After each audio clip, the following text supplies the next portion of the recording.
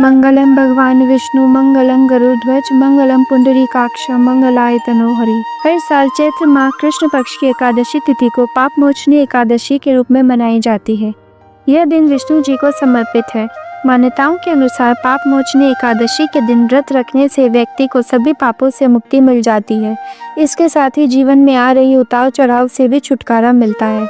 आज के दिन भगवान विष्णु की विधि विधान से पूजा करने के साथ पाप मोचनी एकादशी व्रत कथा का पाठ करना भी काफ़ी शुभ होता है। आइए सुनते हैं पाप मोचनी एकादशी की व्रत कथा। शुरू करने के पहले हमें सपोर्ट करने के लिए हमारे चैनल को सब्सक्राइब ज़रूर करें और मेरे वीडियो को लाइक और शेयर भी करें। अर्जुन ने भगवान श्री कृष्ण से कहा, हे मधुसूदन, आपने फागुन मास के शुक्ल पक्ष की एकादशी अर्थात अमल की एकादशी के बारे में विस्तार पूर्वक बतलाया। चैत्र माह के कृष्ण पक्ष में आने वाली एकादशी का क्या नाम है तथा उसकी क्या विधि है, कृपा करके आप मेरी बढ़ती हुई जिज्ञासा को शांत करें। भगवान श्री कृष्ण ने कहा, हे अर्जुन, चैत्र मास के कृष्ण पक्ष की एकादशी को पाप मोचनी एकादशी के नाम से जाना जाता है। एक बार की बात है, पृथ्वीपति राजा मानधाता ने लोमश ऋषि से यही प्रश्न किया था जो तुमने मुझसे किया है। तो जो भी ऋषि लोमश ने राजा मानधाता को बतलाया वही मैं तुमसे कह रहा हूँ। राजा मानधाता ने धर्म के गूढ़ रहस्यों के ज्ञाता महर्षि लोमश से पूछा, हे ऋषि श्रेष्ठ, मनुष्य के पापों का मोचन किस प्रकार संभव है? कृपा कर कोई ऐसा सरल उपाय बताएं जिससे सभी को सहज ही पापों से छुटकारा मिल जाए। महर्षि लोमश ने कहा, हे नृपति, चैत्र मास के कृष्ण पक्ष की एकादशी का नाम पाप मोचनी एकादशी है। उसके व्रत के प्रभाव से मनुष्यों के अनेक पाप नष्ट हो जाते हैं। मैं तुम्हें इस व्रत की कथा सुनाता हूँ, ध्यान पूर्वक श्रवण करो। प्राचीन समय में चैत्र रथ नामक एक वन था। उसमें अप्सराएं किन्नरों के साथ विहार किया करती थी। वहाँ सदैव वसंत का मौसम रहता था, अर्थात उस जगह सदा नाना प्रकार के पुष्प खिले रहते थे। कभी गंधर्व कन्याएं विहार किया करती थी, कभी देवेंद्र अन्य देवताओं के साथ क्रीड़ा किया करते थे। उसी वन में मेधावी नाम के एक ऋषि भी तपस्या में लीन रहते थे। वे शिव भक्त थे। एक दिन मंजू घोषा नामक एक अप्सरा ने उनको मोहित कर उनकी निकटता का लाभ उठाने की चेष्टा की, इसलिए वह कुछ दूरी पर बैठ वीणा बजाकर मधुर स्वर में गाने लगी।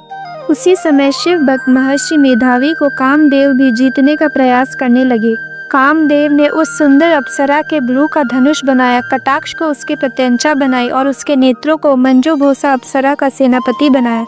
इस तरह कामदेव अपने शत्रु भक्त को जीतने को तैयार हुआ। उस समय महर्षि मेधावी भी युवावस्था में थे और काफ़ी हष्ट-पुष्ट थे। उन्होंने यज्ञोपवीत तथा दंड धारण कर रखा था। वे दूसरे कामदेव के समान प्रतीत हो रहे थे।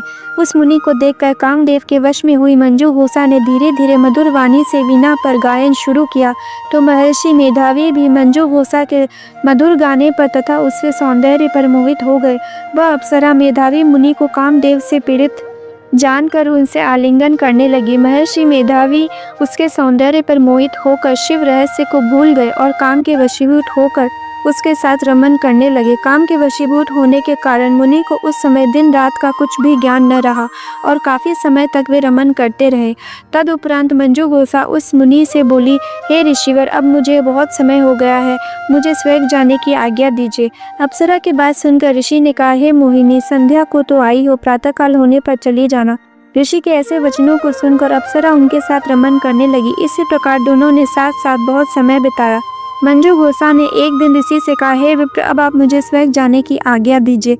मुनि ने इस बार भी वही कहा, हे रूपसी, अभी ज्यादा समय व्यतीत नहीं हुआ है, कुछ समय और ठहरो। मुनि की बात सुन अप्सरा ने कहा, हे ऋषिवर, आपकी रात तो बहुत लंबी है, आप स्वयं ही सोचिए कि मुझे आपके पास आए कितना समय हो गया, अब और ज्यादा समय तक ठहरना ठीक नहीं। अप्सरा की बात सुन मुनि को समय का बोध हुआ और वह गंभीरता पूर्वक विचार करने लगे। जब उन्हें समय का ज्ञान हुआ कि उन्हें रमन करते 57 वर्ष व्यतीत हो चुके हैं, तो उस अप्सरा को अकाल का रूप समझने लगे। इतना ज्यादा समय भोग विलास में व्यर्थ चला जाने पर उन्हें बड़ा क्रोध आया। अब वह भयंकर क्रोध में जलते हुए उस तप नाश करने वाली अप्सरा की तरफ भ्रिकुटी तान कर देखने लगे। क्रोध से उनके अधर कांपने लगे और इंद्रियां बेकाबू होने लगी। क्रोध से थरथराते स्वर में मुनि ने उस अप्सरा से कहा, मेरे तप को नष्ट करने वाली दुष्टा, तू महापापिन और बहुत ही दुराचारिणी है, तुझ पर धिक्कार है, अब तू मेरे श्राप से पिशाचिनी बन जा। उन्हीं के क्रोधायुक्त श्राप से वह अप्सरा पिशाचिनी बन गई। यह देख वह व्यथित होकर बोली, हे ऋषिवर, अब मुझ पर क्रोध त्याग कर प्रसन्न होइए और कृपा करके बताइए कि इस श्राप का निवारण किस प्रकार होगा। विद्वानों ने कहा है, साधुओं की संगत अच्छा फल देने वाली होती है और आपके साथ तो मेरे बहुत वर्ष व्यतीत हुए हैं। अब आप मुझ पर प्रसन्न हो जाइए, अन्यथा लोग कहेंगे कि एक पुण्य आत्मा के साथ रहने पर मंजू घोषा को पिशाचिनी बनना पड़ा। मंजू घोषा की बात सुनकर मुनि को अपने क्रोध पर अत्यंत ग्लानि हुई, साथ ही अपनी आप कीर्ति का भय भी हुआ। वह पिशाचिनी बनी मंजू घोषा से मुनि ने कहा, तूने मेरा बड़ा बुरा किया है, किंतु फिर भी मैं तुझे इस शाप से मुक्ति का उपाय बतलाता हूँ। चैत्र मास के कृष्ण पक्ष की जो एकादशी है उसका नाम पाप मोचनी है। उस एकादशी का उपवास करने से तेरी पिशाचिनी की देह से मुक्ति हो जाएगी। ऐसा कहकर मुनि ने उसको व्रत का सब विधान समझा दिया।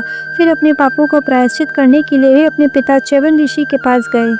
च्यवन ऋषि ने अपने पुत्र मेधावी को देखकर कहा, हे पुत्र, ऐसा क्या किया है तूने कि तेरे सभी तप नष्ट हो गए हैं, जिससे तुम्हारा समस्त तेज मलिन हो गया है।